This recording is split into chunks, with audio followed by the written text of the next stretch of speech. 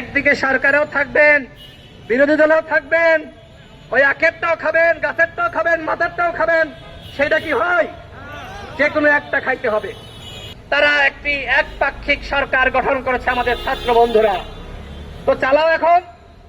আমরা বলেছিলাম চালাইতে পারবে না, তোমাদের অভিজ্ঞতা নয়, দক্ষতা নয়।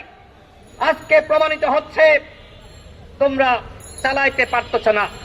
সরকারের সাথে তোমাদের দ্বন্দ্ব, সেনাবাহিনীর সাথে তোমাদের দ্বন্দ্ব, আজকে জনগণের করুণা গ্রহণ করার জন্য আজকে তোমরা সেগুলো সামনে আনতেছ। এতদিন কইছিলা? 12 দিন আগের ঘটনা। কেন তোমরা যখন ডাকলো সেদিন কেন এসে প্রেস ব্রিফিং করলো না? ওই সেনাবাহিনী তো আমাদের ডাকে না, তোমাদের কেন ডাকে?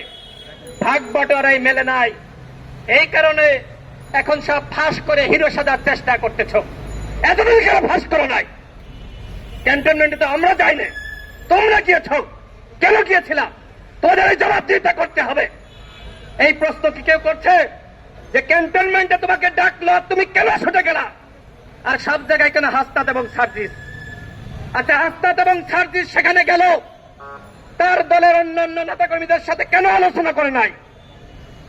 কেন? কি কারণ? আমরা সেটি জানতে চাই বন্ধুগণ। সব জায়গায় আসিফ নজরুলের নাম আছে। আপনারা খোঁজ দিয়ে দেখেন, এই জামিনের জন্য কাজ করেছে উপদেষ্টা আদিলুর রহমান শুভ্র। সব জায়গায় আসিফ নজরুল না, এই যে জামিনের জন্য কাজ করেছে উপদেষ্টা আদিলুর রহমান শুভ্র সাহেব। তারা বলছেন যে তারা নাকি ক্লিন ইমেজের ব্যক্তিত্ব। এই যে এখন আসছে না, যে সাবেরকে সভাপতি করে আর তমককে সেক্রেটারি করে দল গঠন করা হবে, তাহলে কি এই আদিলুর রহমান শুভ্র এবং রেজওয়ানা যারা জামিনের জন্য কাজ করলো, তাদের কি এই পুনর্বাসনে ভূমিকা নাই? ভূমিকা আছে।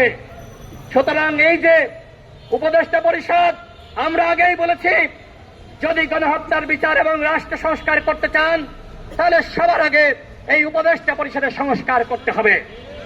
আপনারা 6 মাস থাকবেন নাকি 8 মাস থাকবেন, আমাদের কথা একটাই, এই উপদেষ্টা পরিষদের পুনর্গঠন করতে হবে।